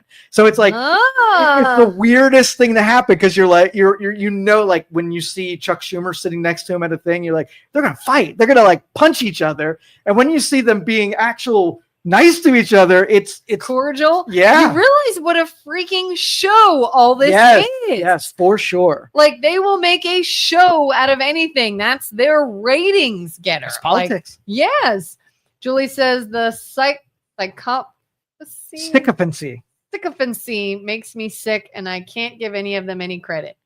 I have to define sycophancy. Sycophant is someone like who will just butter you up and all in and say nice things about you. Yeah, because during this meeting they were like, "Oh, and President Trump, I really want to thank you for your leadership and your blah," and they would kiss his butt a little bit before they gave their report. And I can agree with Julie that there's a lot of ass kissing. I think there's a lot of reporters that do a lot of that. Like you can tell if you watch whether it's a press or a media press conference or anybody Trump speaking, you can tell the Fox News correspondents because they instantly butt kiss and they instantly like their question will be so biased. Like we've all seen that the Dems have been blah, blah, blah, and they're being ridiculous and blah, blah, blah. What do you say when they become so childish and they blah, blah, blah? I was like, that question was so full of bias and agenda pushing. It's ridiculous. But if you're annoyed with the sycophancy, you have to be annoyed with the people who are critical by default because it's the other side of the equation. Yeah. So if you have someone like Chuck Schumer who can't come objectively and say something nice because all they want to do is pummel you, then that sycophancy is going to happen because you have those blind hatred people on the other side. Yeah. Equally as annoyed. I don't want to see ass kissing and I don't want to see the blind hatred. I just want to see authenticity of professional people trying to get stuff done, period. I agree. What is the fine people hoax? The fine people. So Trump did a rally and he referred, there were some protesters that were part of a white nationalist group. And he referred in his speech that other than the white nationalists, there's some fine people. And when they cut the clip, they made it seem like he was saying the white nationalists were the fine people. Fine people. Ah, that does sound familiar. But his wording is so terrible. He makes it so easy for the clipping and editing people to get it to sound like he said something horrible. I don't know. He got to work on that. Which is why I think he is now so outlandish and ridiculous in things he says. Because I think he's, yes, 100% ego is involved. Not saying it's not. But I think you took someone who maybe already has an ego and you made it so abundantly clear that it does not matter what he says. He could say, I just want world peace. I want to feed all the poor people. And I hate that we're all fighting. And it will be edited to say, I hate poor people. I want fighting. You know, like that is absolutely true. And it's like nothing he says you will listen to or understand or take. So who cares? She's probably like, I'll say whatever I want because you're going to twist it. Yeah, he's just gonna walk, anyways. and we're like, we don't know when he's joking or not because he jokes about everything and he says outlandish things. Like when we write it, people are like, "Oh, there he goes joking again." Yes, like freaking JD Vance back when he said the weird, they're eating dogs, they're eating cats, and JD Vance, they're like, well, why would he say that? And JD Vance says, we didn't make that up. We were told that was happening. Our constituents told us that. You guys weren't reporting on it until we said it. What's the headline? JD Vance admits to making up the cats and dogs story. That's not what he said. Terrible. Janet says that's not true. Tell me what's not true. I don't know if the fine people or the fine. Let's see. We missed a couple of them. Carter said like it never happened in the Biden administration. They are all butt kissers. That is politics. That is politics. Yeah, there are butt kissers on both sides. Absolutely. And you saw that just like I can tell a Fox News correspondent that's kissing Trump's butt. You see that every time Biden spoke and he gave a speech that was just barely coherent. And as soon as it's done, all the NBC commentators, well, what a fine speech from Biden, who's just bringing unity to the situation. You had Chris Matthews, his lips used to quiver over certain candidates, and he used to get so super excited. His legs would jiggle as his horniness came for whatever candidate was there. And he was a commentator. I swear what they would do is when Biden would go to speak, they must have given every commentator points to talk about when it's done, regardless of what he said. Say that he talked about this and he talked about this and he said this, because I'm like, did we all just hear the same speech? You were so clearly biased for him that you can't even admit. When was an NBC or a CNN correspondent going to come on and just be like, what the hell was that? Never. Just like Fox News, you will never hear them criticize Trump because they're all going to be biased, and it's so obvious. There's a couple of the commentators that are actually pretty good that are, the only ones I'll watch on Fox News. I think it's John Roberts, the silver-haired guy. There's one other guy. Anyway, they have the ability to say hard things to those guys, but they do it respectfully. They do push back on it. Like the Jesse Waters and those guys that are just also very ass kissy with Trump. They know their place. You're trying to make it in politics, and kissing the ass of somebody makes them friendly to you, and you get more stories and you get more attention. So I get it. The business of news is nothing, that. And you see it in the live interview where they try to trap him. You can see it happening. For sure. I'll watch Trump do an interview with, I don't know her name. She's on NBC. And she'll be like, so are you saying that you blah, blah, blah? And he's like, no, I'm not saying that at all. What I'm saying is this. So you're saying blah, blah, blah. And he's like, am I talking? No, I did not say that. Stop trying to make it sound like I'm saying that. I am saying this. So we can go on record then with blah. And I was just like, what? Why are we even here? Dog on a bone. Yes. Let's see. Trump said he wants world peace. Janet says, I could be on board with that, but he never talks about anything but hate, making fun of people. Not true. That's a little bit of an exaggeration. Give it up, Carter. This is your guy now. I love Julian Carter. I love it. Yeah. Isn't that all presidents? Julie, they don't need me. And Janet says, no president is perfect and no political party is perfect. Of course not. So far from being perfect. I hate the fact that people celebrate people in politics because they're just not good people. They're not even good examples. If I were to sit down with my kid and I said, this is who I want you to be like, it would not be a politician 100% of the time. No, it's a game. It's a show. They are characters playing a part in many instances. I am curious, though, if you were to take anyone in the public eye, and it could be like Elon Musk, RFK, Tulsi Gabbard, anyone on the Democrats, Tim Walz, anybody. If there was one that you're like, all right, if you've got to look up or model after someone, who would you pick?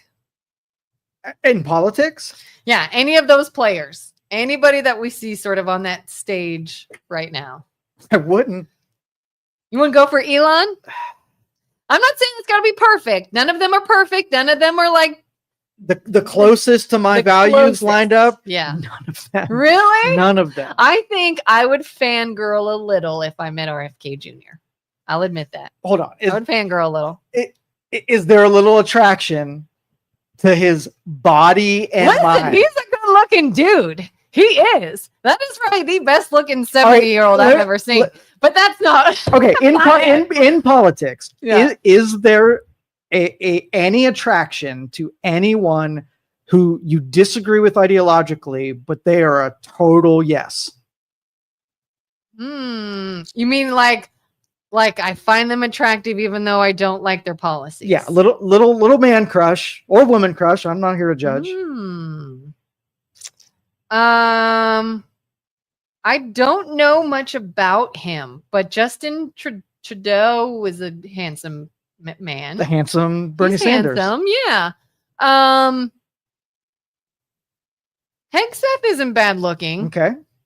RFK, I think, is. Wait, I didn't need a laundry list. I mean, you thought this through. Wait, this is who else is good looking? Who else? I'm trying to give both sides a chance.